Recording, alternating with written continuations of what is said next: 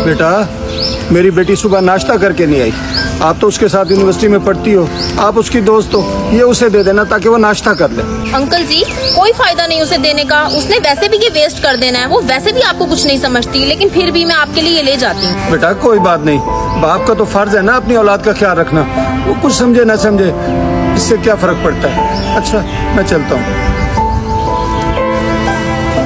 ये लो, तुम्हारे अब्बू आए थे, तुमने सुबह से कुछ खाया नहीं है ना, वो तुम्हारे लिए देकर गए हैं। क्या यार, अब्बू भी हमेशा पीछे पड़े रहते हैं। कितनी बार मैंने उनसे कहा कि मेरी खाने की ऐसी रूटीन नहीं है, फिर पता नहीं क्या गंदला भेज देते हैं। अब यही खाऊंगी मैं। ये तुमने क्या किया? तुम्हारे अब्बू इतनी दूर से पैदल चलकर आते हैं, तुमसे इतना प्यार करते हैं, और तुम उनके प्यार का ये सिला देती हो।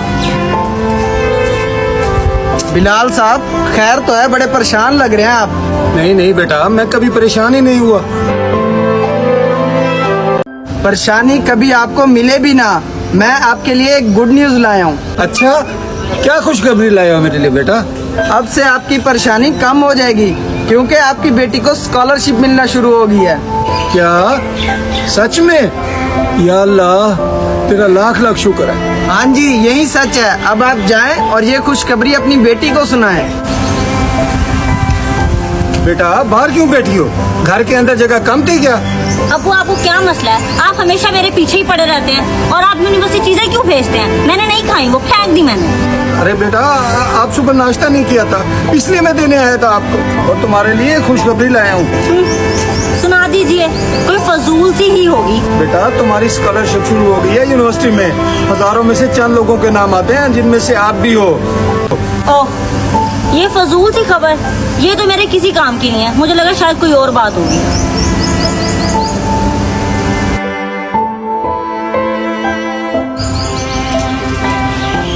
बिलाल साहब, खैर है, आज आप फिर परेशान बैठे हैं। लगता है आपकी बेटी को स्कॉलरशिप की खुशखबरी अच्छी नहीं लगी। नहीं नहीं नहीं, ऐसी कोई बात नहीं। दरअसल मेरी तबीयत खराब है, इसलिए मैं थोड़ा परेशान बैठा हूँ। अच्छा बिलाल साहब, आप परेशान ना हुआ करें, आप हमारे बुजुर्ग हैं। अगर आपको किसी चीज की जरूरत है तो आप बिला झिझक मुझे बता दें।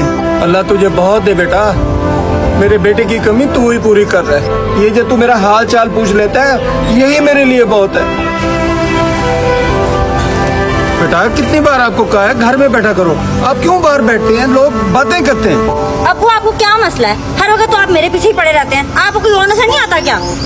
जब भी आप कहीं से भी आते हैं, काम से वापस आते हैं, आपको मैं दिखती हूँ, आप मुझे ही टारगेट करना शुरू कर देते हैं। मैं आपकी बेटी हूँ, कोई गुलाम नहीं हूँ जो हर वक्त आपकी बात ही मानते रहूँ, आप मेरे पीछे ही पड़े रहें। अरे बेटा, मैं तो तुम्हारी भलाई की खातिर तुम्हें प्यार से कह रहा हूँ, इसमें इतने जज्बाती होने की क्या जरूरत है?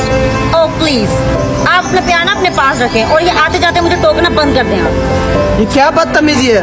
कैसे बात कर रही हो तुम अपने वालिद से?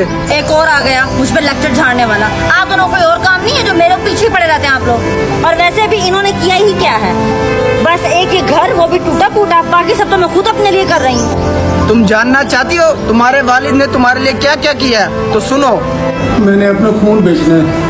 मैंने सुना है आप खून खरीदते हैं, मेरा खून ले लेंगे?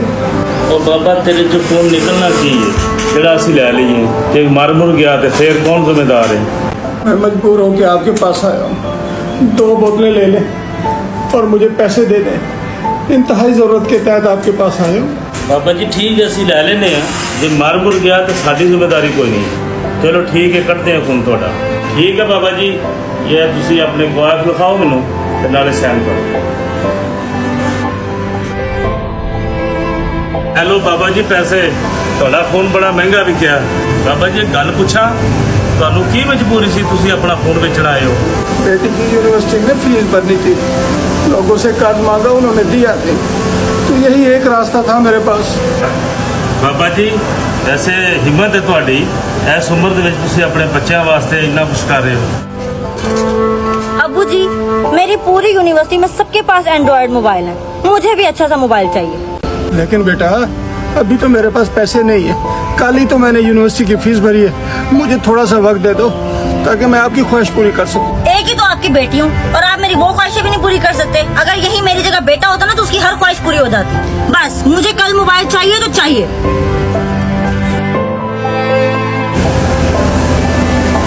बेटा, मैंने सुना है आपके अब्बू को किडनी की जरूरत है।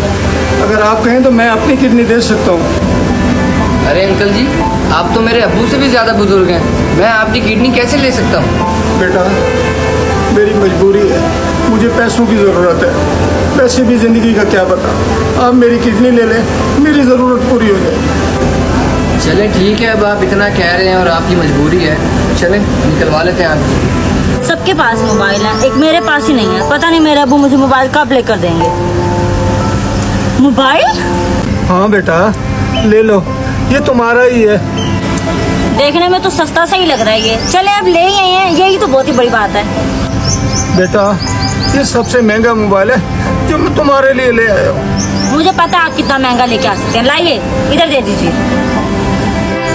इन्होंने तुम्हारे लिए अपना खून तक बेचा, अपनी किडनी बेची।